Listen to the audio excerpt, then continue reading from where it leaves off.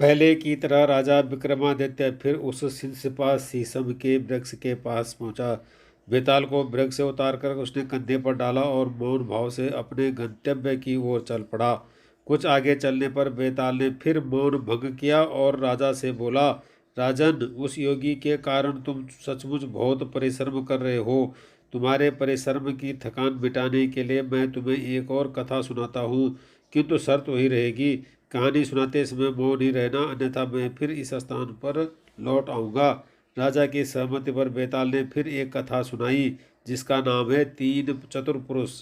अंग देश में वृक्ष बट नाम का एक ग्राम था, जो ब्राह्मणों को दान में मिला था। वहाँ विष्णु स्वामी नाम का एक बहुत धनवान अग्निहोत्री ब्राह्मण रहता था। उस ब्राह्मण के तीन पुत्र थे, जो अपने पिता के समान ही बुद्धिमान थे। एक बार उनके पिता ने एक यज्ञ का आयोजन किया, जिसके निमित्त उसने अपने तीनों पुत्रों से एक कछुआ लाने को कहा। पिता की आज्ञा मानकर उसके तीनों पुत्र एक समुद्र तट पर कछुआ लाने के लिए पहुंचे। कछुआ पाकर सबसे बड़े भाई ने छोटे भाइयों से कहा, सुनो बंधुओं, मुझे तो इस कछुए की दुर्गंध और चिकनेपन से घृणा हो रही है। अतः पिताजी के यज्ञ के लिए तुम दोनों ही इसे उठाओ और ले जाकर पिताजी को सौंप दो। इस पर उसके दोनों छोटे भाइयों ने कहा, यदि तुम्हें इससे घृणा है तो हमको क्यों नहीं होगी। अतः जब तक तुम इसे ले जाने में सहयोग नहीं करोगे, हम इसे लेकर नहीं जाएंगे। यह सुनकर बड़ा भाई बोला, तुम्हें इसे लेकर जाना ही होगा। यदि तुम इसे लेकर नहीं गए तो पिताजी का यज्ञ पूरा नहीं हो सकेगा और तुम लोग नरक के भागी बनोगे। बड़े भाई के मुख से यह बात सुनकर उसके दोनों छोटे भाई हंसे और बोले, भैया, तुम हमें धर्म का ज्ञान कराते हो। इस अवस्था में जो हमारा धर्म है, तुम्हारा भी तो वही है। छोटे भाइयों की बात सुनकर बड़ा भाई कुछ क्रुद्ध हो गया और बोला, तुम लोग मेरी दक्षता नहीं जानते, इसलिए मैं किसी घृणित वस्तु को नहीं छू सकता।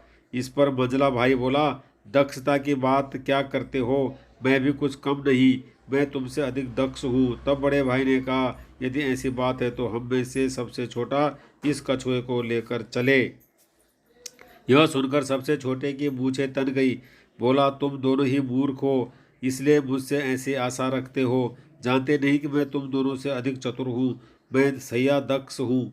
इस प्रकार वह तीनों भाई आपस में ही झगड़ने लगे और कछुए को छोड़कर अपने झगड़े के निपटारे हेतु उस प्रदेश के राजा के पास बिट्टकपुर नामक उसके नगर की ओर चल पड़े। राजा के महल में अंदर गए और राजा को सारा वृत्तांत सुनाया।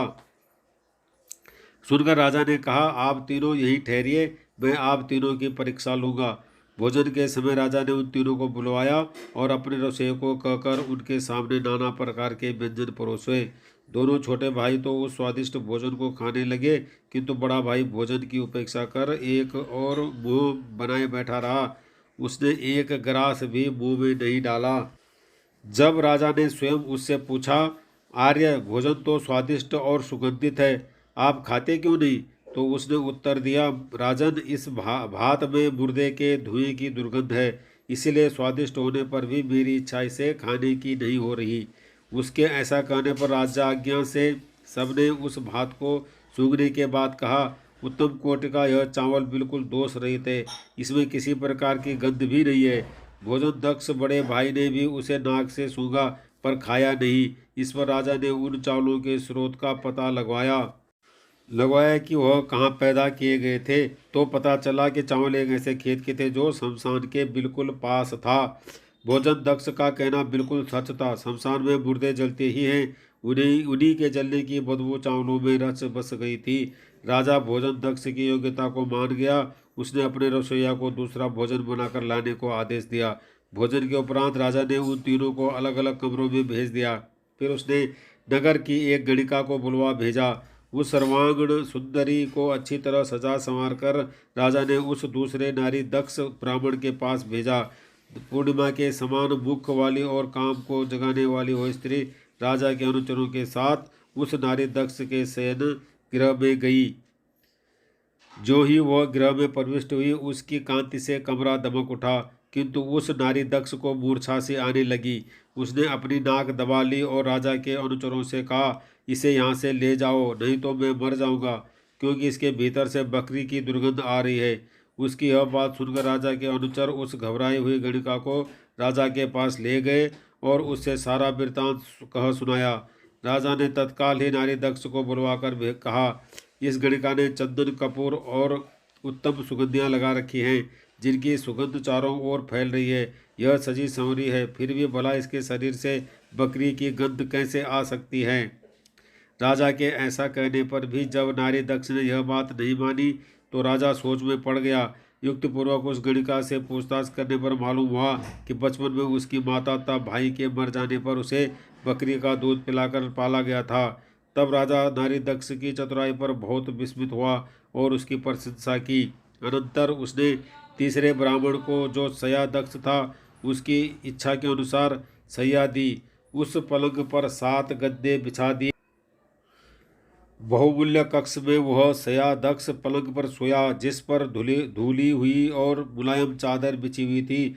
अभी रात आदि बीती थी कि वह नींद से जाग उठा और हाथ से बगल को दबाते हुए पीड़ा से कराहने लगा। राजा के जो अनुचर वहाँ थे, उन्होंने देखा कि उसके शरीर में केस का एक गहरा और कठोर दाग बन गया है। अनुचर ने जब राजा से जाकर यह बात कही तो उसने कहा, तुम लोग जाकर देखो कि गद्दों के नीचे कुछ है या नहीं। उन लोगों ने एक एक गद्दे के नीचे देखा तो सबसे अंतिम गद्दे के नीचे पलंग पर एक केस पड़ा था। उसे लाकर जब राजा को दिखलाया गया तो 7 आये सयादक्ष के अंग पर वैसा ही निशान देखकर राजा को विस्मय हुआ। राजा यह सोचकर बहुत देर तक आश्चर्य करता रहा कि 7 गद्दों के नीचे उसे केस का दाग सयादक्ष के शरीर पर कैसे पड़ गया। इसी सोच विचार में किसी तरह उसने वह रात बिताई। दूसरे दिन राजा ने उन तीनों को उनकी अद्भुत चतुरता और सुकुमारता के लिए 3 लाख शुद्र मुद्राएं दी। तब वे तीनों सुखपूर्वक रहने लगे और कछुए को तथा पिता के यज्ञ में विघ्न पड़ने से जो पाप हुआ था उसको भूल गए। यह अद्भुत कथा सुनाकर बेताल ने विक्रमादित्य से पूछा, राजन, इस कहानी में 3 चतुर पुरुष हैं। पहले कहे गए मेरे श्राप को याद करते हुए अब तुम यह बताओ कि उन तीनों भोजन दक्ष, नारी दक्ष और सया दक्ष में से कौन अधिक चतुर था। यह सुनते ही राजा ने बेताल को उत्तर दिया, बेताल, मैंने 3 चतुर पुरुष नामक यह कथा भली भांति सुनी है। मैं उन तीनों में सया दक्ष को ही श्रेष्ठ समझता हूँ, क्योंकि उसकी बात में कुछ छिपा ढका नहीं था। उसके अंग में केस का दाग स्पष्ट रूप से देखा गया था।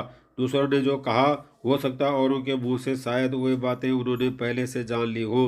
राजा के ऐसा कहने पर बैले की तरह वह बेताल उसके कंधे से उतरकर चला गया। राजा भी उसी तरह घबराए बिना उसके पीछे पीछे चल पड़ा।